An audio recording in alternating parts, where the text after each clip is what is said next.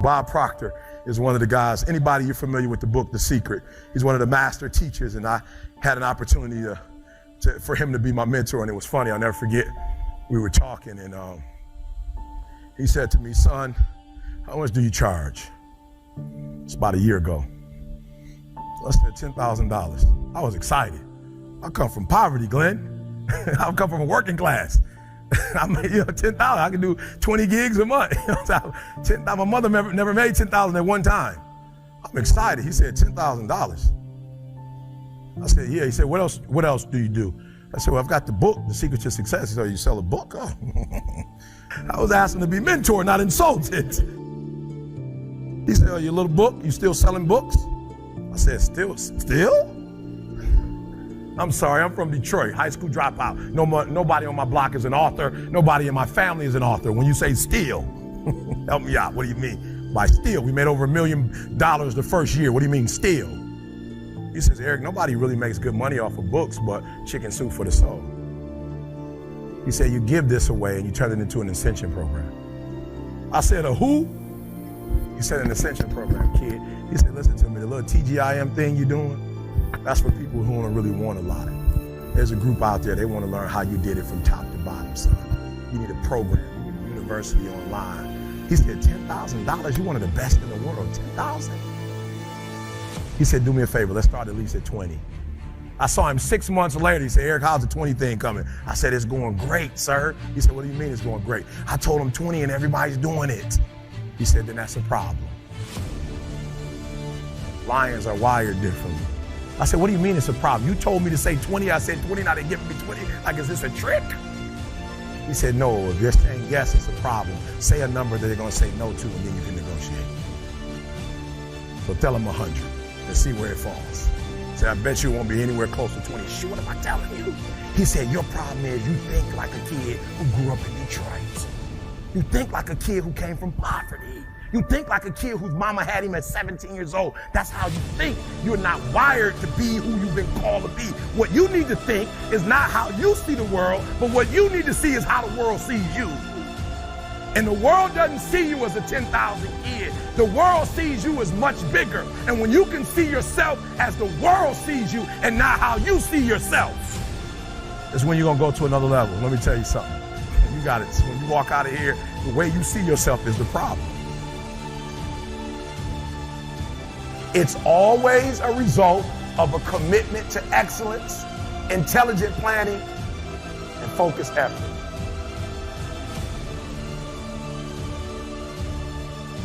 You're not going to be the best. You're not going to catch the best if you're not intentional and deliberate. And there are those of you in your space, and whatever you're trying to do, you don't even represent the best in your space, and you're still not giving 120. You're trying to catch the guy, you're trying to catch the female, that's the best. And you're waking up and giving me 70%. You're giving me 80%, but yet you have these dreams that you're gonna be the best. How?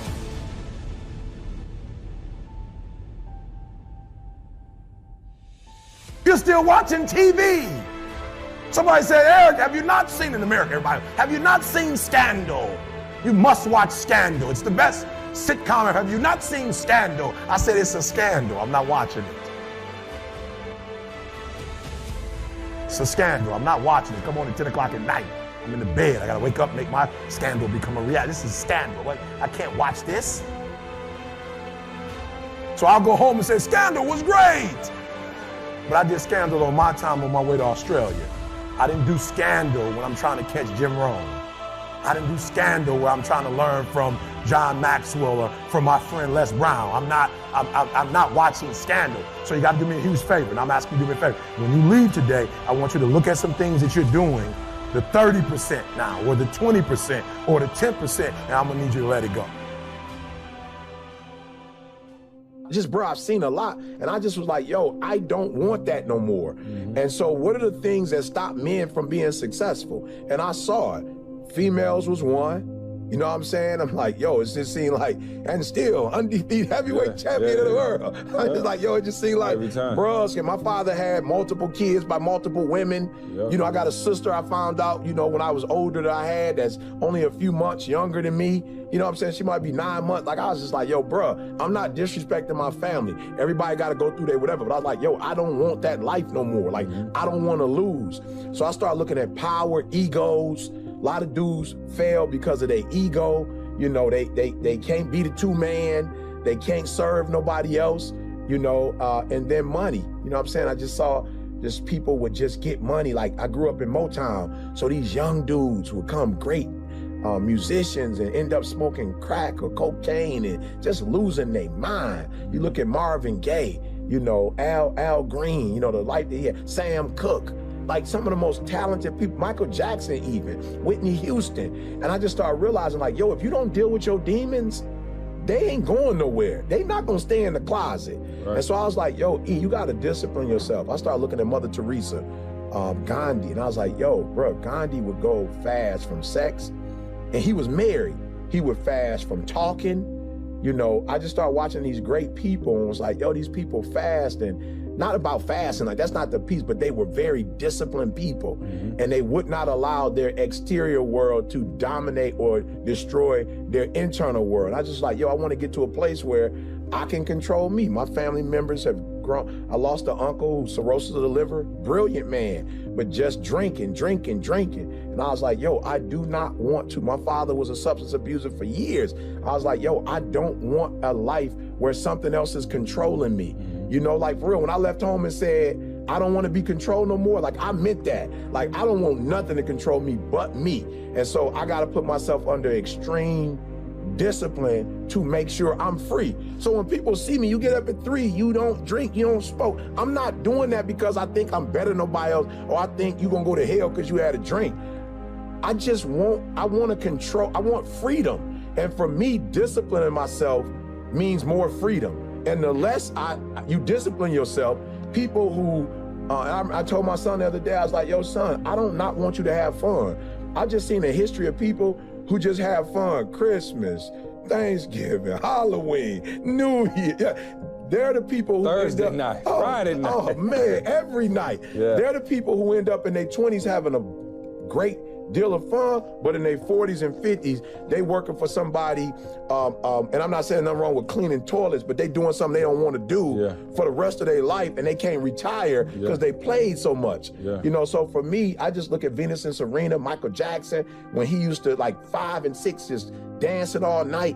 I just think the more a man disciplines himself, the greater, it don't mean it's gonna happen, but the greater the probability that he has this sense of freedom. And I will say this, the one thing I enjoy is that now where I am, this don't mean that when you're 20, you're 30, you're 40. I never knew I would be who I am. But I'm grateful that I disciplined myself the way I did, because some of the issues I could have as one of the top motivational speakers in the world, I don't have those issues.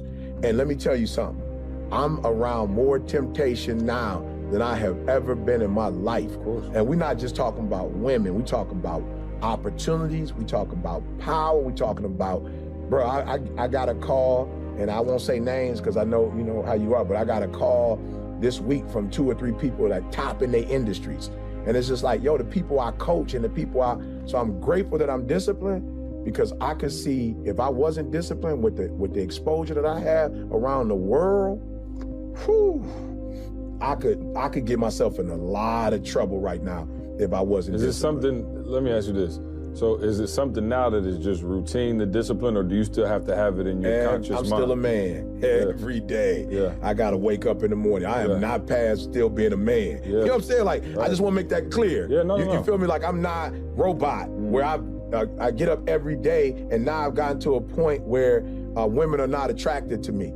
With certain personality, I'm not there, bro. I'm not there where I see chicken and don't want to eat fried chicken. I'm not there. I still like the way chicken tastes. I don't have a vegan heart. You feel what I'm saying? I don't have a vegan mindset. I just know that my wife got MS and I want to help her out. But I don't see chicken and go, that's disgusting. They're killing them. Some chicken was murdered. We should not kill chicken. I'm not on that. I'm on, My wife shouldn't be eating fried food and she don't eat rotisserie chicken, you know, so no, I have to get up every day and it's a battle every single day to do right. So if you see E.T. cut somebody out on the street level, you know that I'm human and I had a bad day. But I figure if I get up at 3 o'clock in the morning and get through this routine, the probability of me not going off is greater. But it don't mean I'm not gonna have a bad day.